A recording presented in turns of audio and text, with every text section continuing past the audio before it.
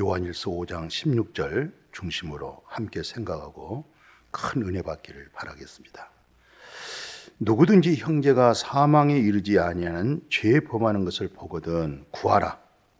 그리하면 사망에 이르지 아니하는 범죄자들을 위하여 그에게 생명을 주시리라. 사망에 이른 죄가 있으니 이에 관하여 나는 구하라 하지 않노라. 아멘. 자, 오늘 요한일서 5장 16절 꼼꼼히 한번 챙겨보실래요? 자, 먼저 누구든지 형제가 사망에 이르지 아니하는 죄 범하는 것을 보거든 구하라. 그리하면 사망에 이르지 아니하는 범죄자들을 위하여 그에게 생명을 주시리라. 이 말이 무슨 말씀이에요? 죄값은 사망이잖아요. 죄 싹슨 용서가 없어요. 죄값은 그냥 죽음이에요.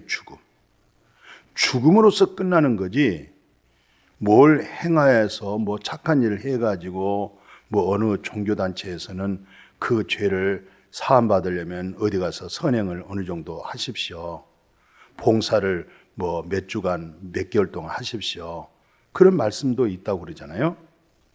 근데 죄값은 그냥 사망이지, 그 죄 문제를 해결하기 위해서, 그 죄 용서를 받기 위해서 무슨 선한 일을 해야 되겠다, 봉사해야 되겠다, 이것은 안 되는 거예요.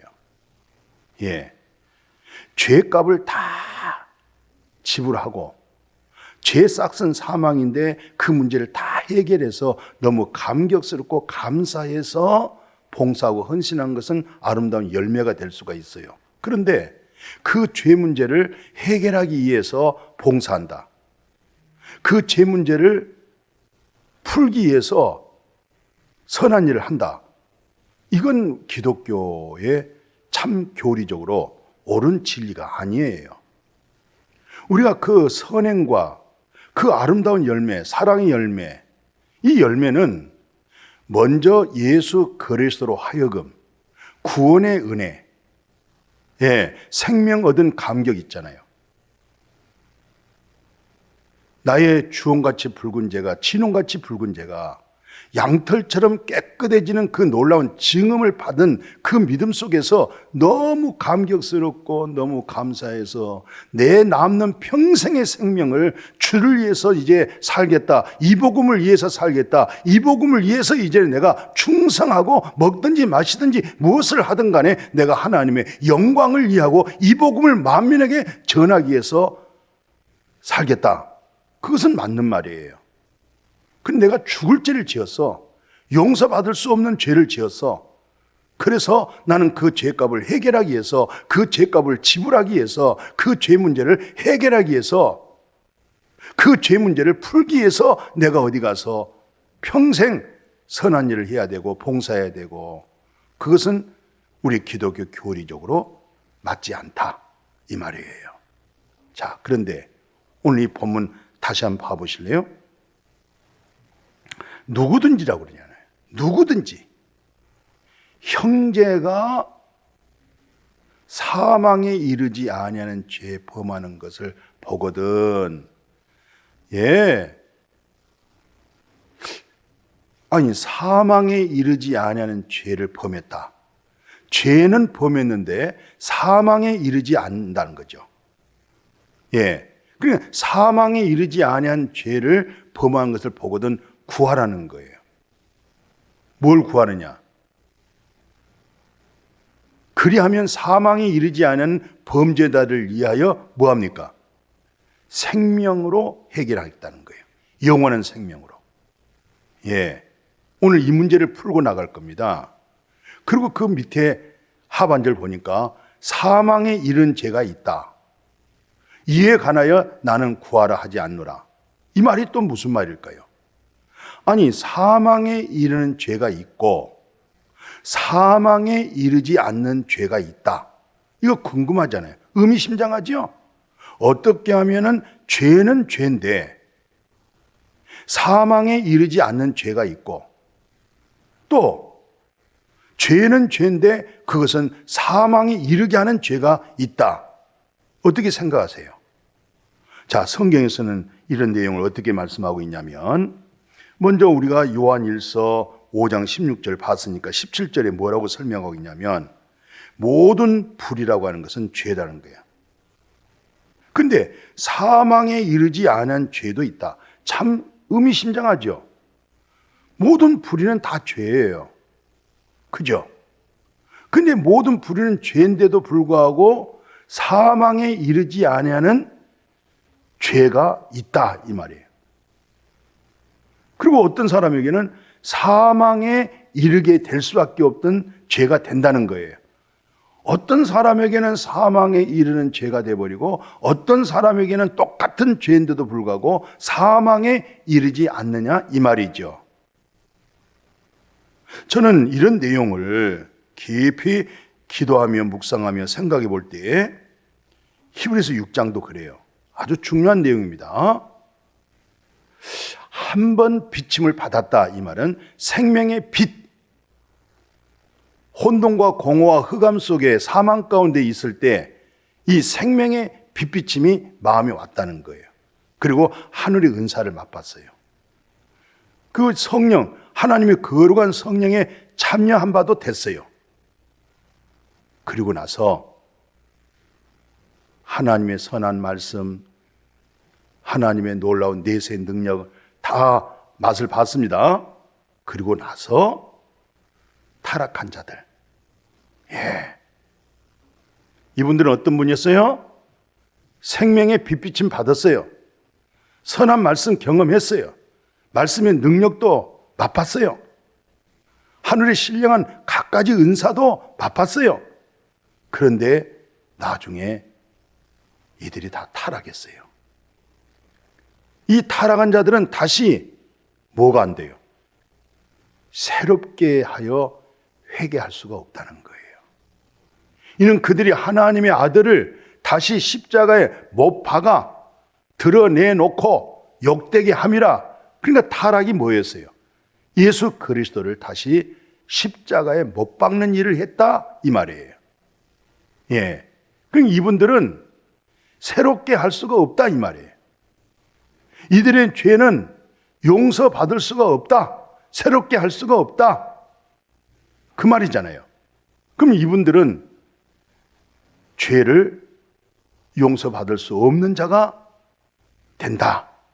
이렇게도 생각할 수가 있겠죠?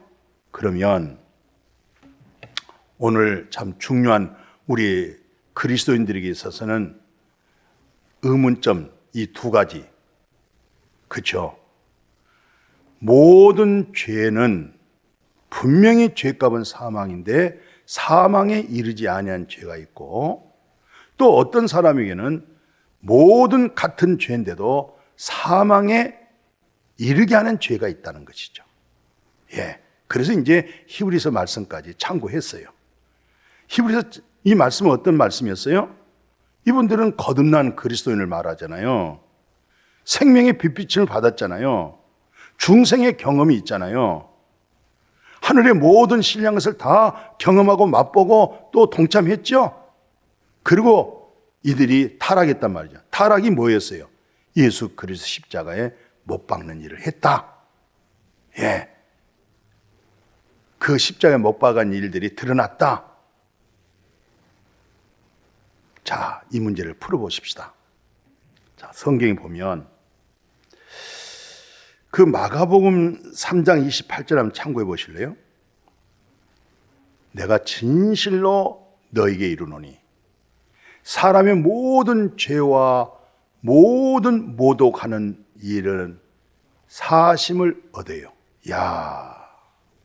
그런데 누구든지 성령을 모독하는 자는 영원히 사심을 얻지 못하고 영원히 죄로 머물러 있고 죄 가운데 있다. 다시 봐보세요. 28절에 보면 이거 예수님의 말씀입니다. 내가 진실로라는 것은 아멘. 이것은 분명한 것입니다. 확실한 겁니다. 변기할 수가 없습니다. 진실로 너에게 말한다. 사람의 모든 죄, 또 모든 모독하는 일, 사하심을 다 얻어요. 여기서는 죄 사하심을 받지 못할 자가 하나도 없어요. 전부 다 모독을 했건 타락을 했, 거듭난 이후에 타락이 됐건 별짓이 다 있어도 모든 죄와 모든 모독하는 일은 다 사하심을 받을 수가 있다. 그런데 29절에 정말 죄 용서받을 수 없는 자가 있어요. 뭡니까? 성령을 거역하는 죄입니다. 성령을 모독하는 겁니다. 예. 이 성령을 거역한다, 성령을 모독하는 것은 영원히 죄 사함을 얻지 못합니다. 그리고 영원히 죄가 죄로 남게 되는 거예요. 이 말이 무슨 말이에요? 예수 그리스도의 보혈의 피가 양심에서 죽은 행실을 깨끗게 하지만은 그 깨끗게 하시는 이 놀라운 증거와 확신이 뭐예요? 증거가 뭐예요? 그게 성령입니다. 그게 성령을 모독하거나 성령을 거역하게 되면 어떤 죄도, 가벼운 죄도, 작은 티끌만한 허물도 용서받을 수가 없는 거예요. 그러나 무거운 죄짐도, 바위덩어리 같은 허물과 죄도 성령님으로 하여금 사함받고 정죄함 없다. 이것은 무엇으로? 진리의 성령으로 하여금. 성령을 거역하면, 성령을 모독하면 이건 절대로 기독론이 있어서 죄 사함받을 수가 없습니다. 기독론이 있어서 어떤 죄도 성령을 받아들이고 성령의 증거를 받아들이고 성령의 역사를 믿으면 그분은 모든 죄가 사함을 받는 거예요. 그래서 예수님께서 요한복음 20장 봐보십시오. 예수님이 부활하시고요, 사랑한 사도들에게 찾아왔어요. 첫 번째가 뭡니까? 숨을 내쉬면서 성령 받으라, 성령을 받으라. 예, 기독교에서 성령 받지 않으면 종교인이 되어버립니다. 기독교에서 성령 받지 못하면 생명이 없습니다. 기독교에서 성령 받지 못하면 항상 종교인으로서 인본주의가 되는 것입니다. 성령 받아야 신본주의가 되고 성령을 받아야 마음이 새로워진 거예요. 왜? 그 다음 절 그러잖아요. 너희가 누구의 죄든지 사하면 사해질 것이요, 누구의 죄든지 그대로 두면 그대로 있으리라 하시니라. 예, 성령의 중요성, 성령의 기능, 성령의 본질, 누구의 죄든지 사하면 성령이 사해진다는 거예요. 성령으로 하여금 죄가 사해지는 거예요. 그러나 누구의 죄든지 그대로 둬버려. 성령으로 죄가 사해지잖아요. 예수 그리스도의 보혈의 피가 내 양심의 죽은 행실을 깨끗하게 하는 증표가 누굽니까? 그 확증이 누굽니까? 그게 바로 성령입니다. 그러니까 성령을 거역하면 죄 사함 받을 수가 없는 거죠. 성령을 모독하고는, 성령의 하나님 말씀을 거역하고는 결코 죄 용서받을 수가 없는 거예요. 아주 중요한 겁니다. 오늘 아주 중요한 말씀을 듣고 있어요. 기독교 성경 66권의 핵심적인 말씀과 같잖아요. 아멘. 그래서 로마서 8장 1, 2절 핵심적인 복음 들어보세요. 자, 예수 그리스도 안에 있다. 성령 받아들인 사람들이죠.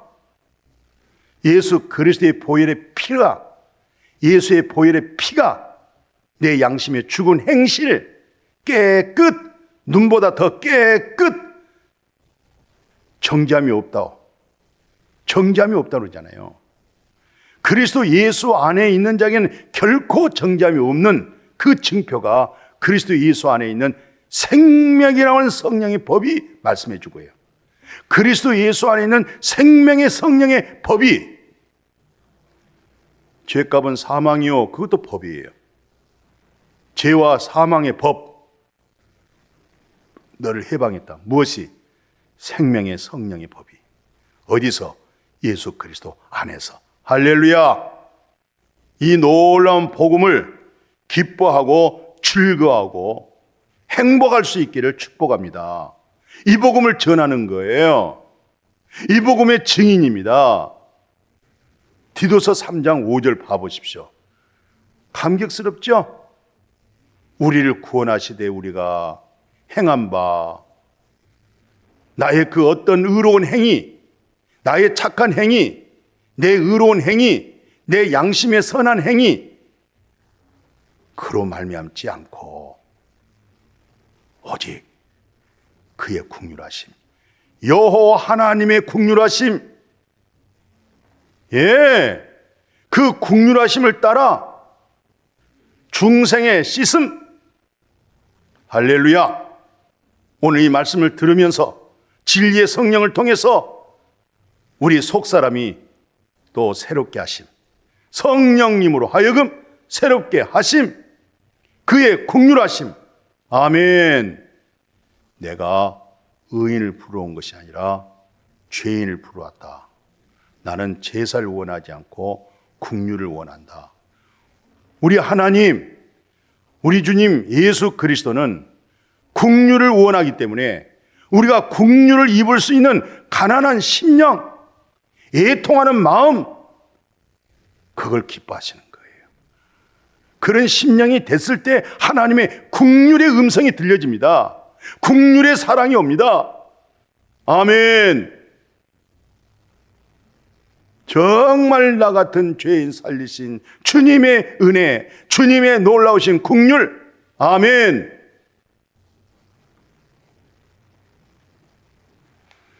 나 같은 죄인 살리신 주 은혜 놀라워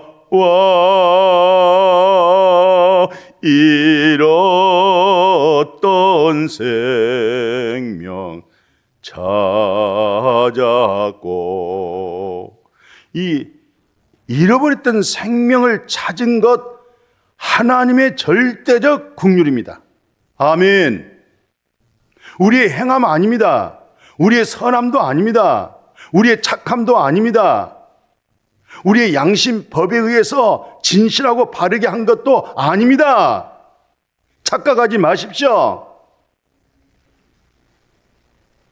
절대적 하나님의 주권입니다. 절대적 하나님의 긍휼입니다. 아멘. 긍휼로 중생의 씻음이에요. 과거, 현재, 미래 나의 모든 죄, 중생의 씻음이 바로 오늘 성령으로 하여금 나를 새롭게 하는 거예요. 성령으로 나를 확신하게 하는 거예요. 아멘. 정말 그 은혜 받으셨어요? 이거 싸구리 은혜가 아닙니다. 말로 다 할 수 없는 이 세상과 바꿀 수 없는 은혜입니다. 이 세상과도 그 어떤 것으로도 대가를 지불하고 얻을 수 없는 것이 생명입니다. 영원한 생명입니다. 이 엄청난 기독교의 복음, 감격스러운 이 복음, 이 복음의 감격, 이 복음의 열정, 이 복음의 뜨거움, 이 복음을 통해서 헌신하고, 복음을 통해서 내 몸을 바치고, 시간을 바치고, 생명을 바치고, 이제 누구 생명으로, 누구의 몸으로 삽니까? 주님의 생명으로, 주님의 몸으로. 저는 이런 복음만 말하려고 하고, 이 말이 나타나고, 말이 성령으로 말하게 되면 마음이 뜨거워가지고요, 내가 아주 주체를 못합니다. 예. 내가 얼마나 율법 아래서 믿음 생활을 했고, 율법대로 살아보려고 몸부림을 치고 애썼지만 하지를 못했어요. 그러다 어느 날, 어느 순간에 율법 아래 있는 자를 속량하시고 속죄가 마음에서 확 흰 눈처럼 털어도 먼지 안 나는 그 흠도 점도 없도록 이 중생의 씻음과 성령의 새롭게 하심을 통해서 오늘날까지 아마 내가 숨을 거두는 그 순간까지 율법 아래 있는 자를 속량하시고 아들의 명분을 얻게 하심이라. 이제 너는 종이 아니요 아들이니 아버지로 말미암아 유업을 이을 자라. 하나님의 나라 상속받고 살게 하시고 이제 하나님 나라로 가게 하시니 놀라운 축복. 오늘 고린도후서 5장 17절에 그런즉 누구든지 그리스도 안에 있으면 새로운 피조물이라. 성령을 통해서 새로운 피조물, 그리스도 안에 있는 거듭난 성도들, 날마다 새로운 피조물. 나이가 먹으면 먹을수록 새로운 피조물. 예. 이전 것은 지나갔으니 보라 새 것이 되었도다. 오늘 이 순간이, 오늘 이 말씀을 통해서 그리스도 안에서 새 것이 되어지는 신선함이 되어지기를, 모든 치유, 회복, 감격, 기쁨, 생명의 평안 복되어지기를 주님의 이름으로 축복합니다. 아멘. 거룩하신 하나님, 오늘 사망에 이르지 않는 죄, 사망에 이르게 하는 죄, 같은 죄인데도 사망에 이르지 않는 죄도 있고 같은 죄인데도 사망에 이르게 하는 죄를 발견했습니다.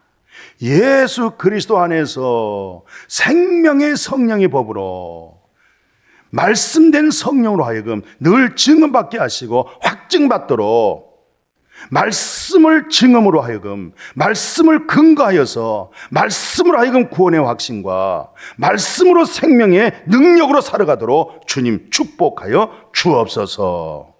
예수님의 이름으로 기도드렸습니다. 아멘.